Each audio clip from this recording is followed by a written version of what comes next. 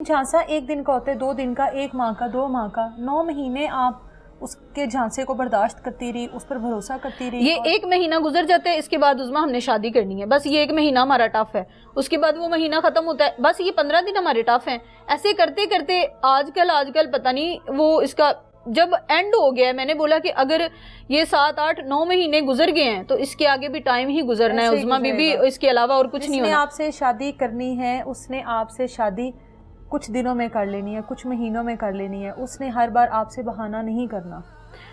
जब एक मर्द शादीशुदा है, ये आपको मुकम्मल वक्त तो नहीं देता था ना? नहीं, आपको कभी इस पर शक नहीं हुआ? आपके पास कितने दिन आता था, कितना टाइम स्पेंड करता था? दिन इधर रुकता था तो रात घर रुकता था, रात इधर रुकता था तो दिन घर रुकता था। ये इसका यही कहना था कि मैं अपने थोड़े से काम पे तवज्जो दे रहा हूँ। मतलब वहाँ पर भी झूठ बोलता था, यहाँ पे भी मैं अपने काम पे तवज्जो दे रहा हूँ, ज़ाहिर है मैंने फैमिली को एक्सेप्ट करना है, मैंने वालिदैन को मना रहा हूँ, मैंने अपने वालिदैन कहते हैं कि तब शादी करेंगे जब तुम अपने काम पे पूरा तवज्जो दोगे। तो अच्छा, तो ये बहाने थे। फिर मैं भी उसको कहती थी ठीक है तुम अपने काम पे तवज्जो दो, ज़ाहिर है तुम्हारे शक नहीं हुआ कि ये शादीशुदा है? नहीं, कभी उसने होने ही नहीं दिया। उसको देख कर अंदाजा नहीं हुआ कि इसके ऊपर जिम्मेदारियां होंगी, बाल बच्चेदार होगा? नहीं, अब तक इसकी शादी क्यों नहीं हुई? उससे सवाल नहीं किया कभी तुमने? नहीं, मैंने उससे कई दफा सवाल किया था, कहता है अभी तक तो कोई नहीं है, लेकिन खुद भी वो यंग लगता है, वो कौन सा कोई इतना एजड लगता है, 30 मतलब 40-45 साल का, जो मैं उसके ऊपर शक करूं। तो बस यही बात है कि मैं उसको पहचान नहीं पाई। आज वो जो वक्त है वो याद आता है जब माँ बाप के खिलाफ जाके पहली बार घर से कदम निकाला था? बहुत याद आता है। वो एक सबक है, वो एक सबक है उन तमाम लड़कियों के लिए जो अपना घर छोड़ती हैं पसंद की शादियों के लिए, अपने वालिदैन को छोड़ती हैं जिन्होंने सारी ज़िंदगी उनके ऊपर इन्वेस्ट किया होता है। वो एक ऐसा लम्हा होता है जब आपको अपनी ज़िंदगी का फ़ैसला करना होता है और अपने माँ बाप की इज़्ज़त को देखना होता है। उसके बाद अगर आप नहीं वो फ़ैसला कर पाते, अपने माँ बाप के ख़िलाफ़ जाते हो, ये एक कहानी नहीं है, इस तरह की बेशुमार कहानी है। वो जो एक फ़ैसला था ना, उसने आपकी ज़िंदगी बर्बाद की है, ऐसा मुझे लगता है।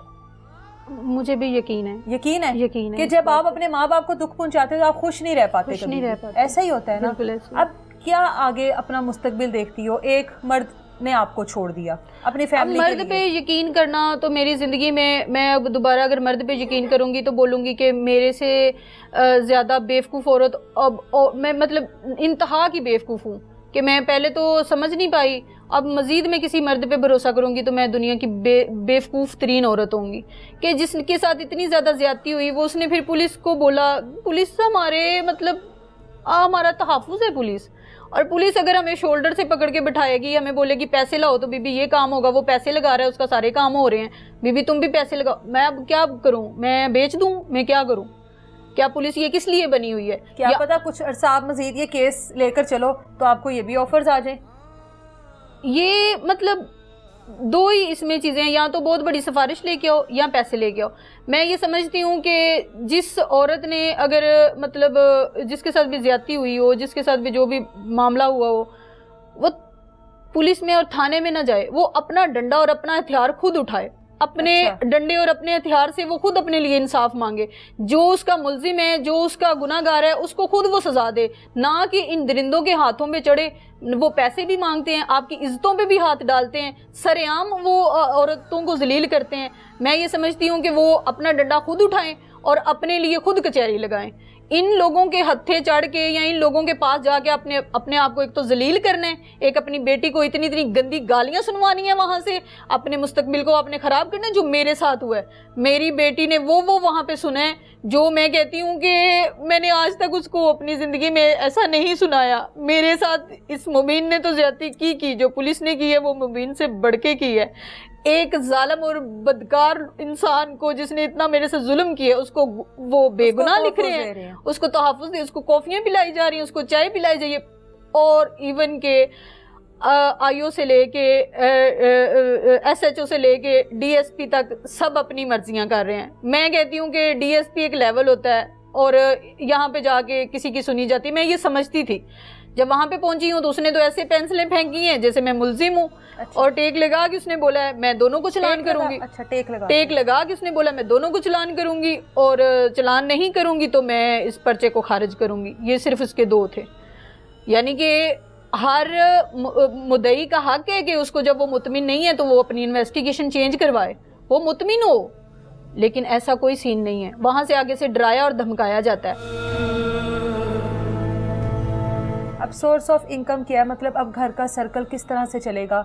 देखो 8-9 महीने उस आदमी ने आपको सपोर्ट किया, जी जी। आपकी वो जिंदगी, एक चैप्टर क्लोज हुआ था, दूसरा चैप्टर आपने फौरी तौर पर ओपन कर लिया। अब क्या है जिंदगी, अब किस तरह से घर का सर्कल चलाओगी। बेटी की जिम्मेदारी है, अपनी जिम्मेदारी है, किराया है, सब कुछ है। पोलर भी जानती हूँ, पोलर भी जानती हूँ, पोलर भी जानती हूँ, पोलर का भी थोड़ा बहुत कर लेता जानती हो, जाती तो नहीं हो ना कहीं पर। हाँ जानती हूँ, लेकिन घर में मैंने लोगों को बोला हुआ है, कोई ना कोई आ जाता है तो सिलाई भी कर लेती हूँ।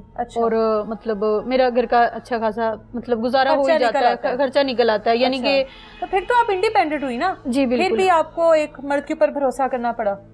जाहिर सी बात है, तलाक याफ्ता हूँ, बच्ची छोटी सी है, अभी नहीं अपने आप को मतलब अपने लिए कोई मर्द तलाश करूंगी तो अगली जिंदगी कैसे गुजारूंगी। ये अब ये बच्ची जिसने उस आदमी को अपना बाप समझा, जाहिर है जब आपने अपने शोहर से सेपरेशन की उस टाइम तो छोटी होगी, इसको शायद वो जहन में भी चीजें ना हो। जी जी। अब आपने एक मर्द के ऊपर भरोसा किया, अपनी बेटी के सामने उसको ले आई, बेटी को कहा कि तुम्हारा बाप है, वो पूछती नहीं है मेरा बाप किधर है। पूछती है। ये इस इंसान ने बोला था कि तुम मुझे अपना वालिद बोला करो, इस तरह बोला करो। अब वो ये भी मुझे सवाल करती है कि मम्मा मैंने पुलिस को भी ये बात बताई है, चीख चीख के बताई है, एसपी साहिबा को भी बताई है। मैंने कहा मेरी बेटी सवालात करती है, उन्होंने, मेरी बेटी ने भी बयान दिया मेरी मामा को उन्होंने नंगा किया है।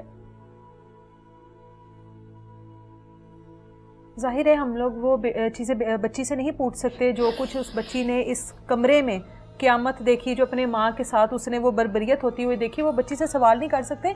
बच्ची आपसे पूछती नहीं कि मेरे बाप के साथ ये 2 आदमी कौन आए थे, मेरे बाप ने आपके साथ ये क्यों किया। पूछती है मुझे, देखा वो मंजिर, क्या बताऊं मैं उसको। ये हम पुलिस वालों को बता सकते हैं, सबूत भी दे सकते हैं, इसके बावजूद अगर वो ना माने। बच्ची ने पुलिस को बयान दिया ना, दिया, बयान दिया, मोहल्ले वालों ने भी बयान दिया, घर में आके उन्होंने सारा मतलब देखा भी है, सारा जायजा भी लिए, शीशे भी टूटे देखे हैं, दरवाजे भी तोड़े हुए देखे हैं, मेरा मेडिकल भी देखा है, सारा पॉजिटिव है। लेकिन इसके बावजूद वो कहते हैं कि मतलब बीबी पैसे हैं, काम करवाना है तो पैसे ले। आपके बहुत माजरत के साथ मुझे ये चीज़ें इसलिए पूछनी पड़ रही हैं, इस खातून के जिस्म पर एक तो निशान थे जो इसको किसी तेज़धार चीज़ से मारा गया, उसके बाद वो शख्स जो इसको इज़्ज़त देने के दावे करता रहा पिछले 9 माह से, इसके साथ वो जिनसी ताल्लुकात में था और ये कहता रहा कि मैं तुम्हारा शोहर हूँ। आपके जिस्म पर और भी निशान है, बहुत ज़्यादा। वो किस चीज़ के निशान है? वो इन्होंने मुझे, इसके साथ जो दोस्त आए थे और ये काटते रहे हैं मुझे। ये वो इज़्ज़त देने वाला आदमी है जो एक औरत को इस्तेमाल करता रहा। मैं यही कहूँगी इस्तेमाल करता रहा, वो इज़्ज़त देनी नहीं थी उसने। इज़्ज़त देने वाला जो मर्द होता है वो औरत को 9 माह 10 माह तक जलील नहीं करता, वो औरत के साथ छुप छुप के मुलाकातें नहीं करता, वो औरत से अपनी शादी नहीं छुपाता, वो औरत से अपने बच्चे नहीं छुपाता, वो औरत के ऊपर तशद्दुद नहीं करता, वो औरत के साथ मारपीट नहीं करता, वो औरत किस तरह से तजलील नहीं करता, दूसरे अपने दोस्तों के सामने उस औरत को बरहना नहीं करता, उसकी वीडियोज़ नहीं बनाता। एक इज़्ज़त देने वाला मर्द। और अगर कोई इस तरह की चीज़ें उसमें नहीं है तो मर्द कहलाने के काबिल नहीं होता। इदारों पर आ जाते हैं, तहफ़्फ़ुज़ देना इदारों ने। कोई मर्द के साथ जुल्म हुआ है उसने इदारों का रुख करना है, किसी खातून के साथ जुल्म हुआ है उसने इदारों का रुख करना है, सिर्फ इस वजह से कि इदारे हमारे तहफ़्फ़ुज़ के लिए बनाए गए हैं। ये खातून इदारों पर भरोसा करके उस फ़िरौन जैसे शख्स के लिए इदारों के पास गई कि मुझे इंसाफ दो।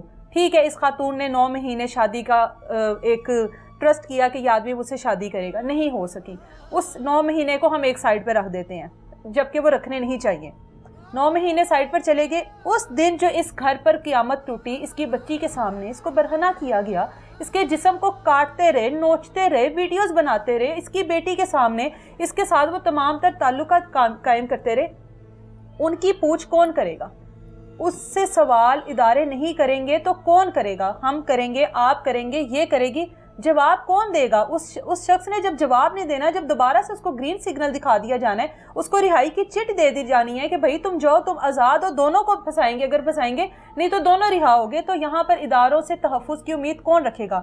फिर इस खातून के साथ इदारों ने जो सलूक किया, जिस तरह से इसको टच करते रहे फिजिकली, इसको बैठ जाओ बैठ जाओ, ये कौन करता है? कौन मर्द करता है? जो वर्दी में है, आपने इज्जत देनी है, आपने उसको तहफ़्फ़ुज़ देना है, आप उसको आदर करके कह रहे हो बैठ जाओ। आप क्या कर रहे हो, आपको क्या सिखाया गया है? सबसे पहले तो आपको ये तरबियत देनी चाहिए कि आपने ख़वातीन के साथ सलूक क्यों करना है। फिर वो ख़वातीन जो कि वर्दी में मौजूद हैं और इस खातून को तहफ़्फ़ुज़ नहीं दे सकी, बजाय इसके बेशुमार लड़कियां जो कि शादी के झांसे में आती हैं, बेशुमार लड़कियां जो जिनसे ताल्लुकात में हैं, बेशुमार लड़कियां जिनको लगता है कि मर्द हमसे शादी करेगा लेकिन नहीं करता। फिर वो इदारों के पास जाती हैं, फिर इदारे उन्हीं को जलील और ख्वार करके वापस भेज देते हैं। एंड पर जो लड़कियां इस तरह से सब कुछ करती हैं, आपके साथ तो हो गया, आप जैसी बेशुमार लड़कियों के साथ हो गया, कोई सबक सीखा हो इस मुबीन, अगर दोबारा मुबीन आपको कहता है भाई मैं तुमसे शादी करता हूँ, जाहिर है प्रेशर आएगा, इदारे उसको कहते हैं भाई शादी कर लो, तुम ये इस चैप्टर को क्लोज कर दो, कर लोगी शादी उससे? नहीं, कभी भी नहीं। अब क्यों नहीं करोगी? 9 महीने तक तो उसके साथ इसी चांस पे रही हो। सारी बात होती है, सारा दारोमदार होता है इज्जत पे। औरत इज्जत के लिए ही शादी करती है कि मुझे इज्जत एक मर्द दे देगा और मैं तहफ़्फ़ुज़ में आ जाऊंगी। जब उसने अपने दोस्तों के सामने जो बंदा दुपट्टा उतार सकता है उसके ऊपर हम दोबारा ना तो यकीन कर सकते हैं, यकीन करना भी मैं कहती हूँ कि एक मतलब गलत अल्फाज है कि हम यकीन करेंगे, ये भी एक गलत है कि हम यकीन का नाम भी उसके लिए इस्तेमाल नहीं कर सकते। अभी आप कह रही थी कि एक औरत को मर्द की ज़रूरत होती है, जाहिर है, जो तलाक लेकिन मैंने जो इसके साथ जो मेरा सफ़र गुजरा है, मैं कहती हूँ कि मर्द की कोई ज़रूरत नहीं है। अगर एक औरत खुद एक औरत में 2 चीज़ें हैं, एक औरत भी है और एक मर्द भी है। ये मर्द जो है ना, ये मतलब इन पे भरोसा करना और इनकी बातों में आना, मैं कहती हूँ ये सबसे बड़ी भूल है। औरत को खुद एक मर्द बनना चाहिए, वो खुद कमा भी सकती है, खुद अपने बच्चों को पाल भी सकती है और अपने आप को इन फिरौनों से बचा भी सकती है। उज़्मा इदारों ने तो जो आपके साथ करना था वो कर लिया, ठीक है। अब कोई मज़ीद अपील, शायद कोई ऐसा शख्स, कोई ऐसा अफसरानों में से कोई ऐसा अहदेदार आपको देख रहा हो कि जिसको वाकई इस चीज़ की तकलीफ हो, वो आपको सुने, कोई अपील करना चाहती हो? मैं अपील यही करना चाहती हूँ, ना तो मुझे डीएसपी पे भरोसा है, ना मुझे एसपी पे भरोसा है, ना मुझे किसी एसएचओ पे भरोसा है, मुझे किसी भी पुलिस वाले पे कोई भरोसा नहीं है। सिर्फ अब 2 लोग हैं, एक आईजी पंजाब साहब हैं, अगर उनको ये लगता है कि मतलब मेरे साथ ज़्यादती हुई है, मरियम नवाज़ साहिबा हैं, अगर मतलब वो मेरी अपील सुने तो इन 2 लोगों पे मुझे भरोसा है। इसके नीचे जितने भी ये लोग हैं, मुझे किसी पे कोई भरोसा नहीं है। और ये जहाँ पे भी मैं गई हूँ, मुझे डराया धमकाया, पर्चा वापस लेना, दोनों को चलान करना का ही मुझे धमकाया जा रहा है। मारने की धमकियाँ मुल्जिम की तरफ से आ रही हैं, कोई एक्शन नहीं कर रहा और सबूत भी दे रही हूँ, उनकी रिकॉर्डिंगें तक दे रही हूँ, कोई उसके ऊपर एक्शन नहीं कर रहा। आईजी पंजाब से और मरियम नवाज शरीफ से मेरी ये अपील है कि प्लीज़ मेरे इस केस को देखा जाए, सुना जाए।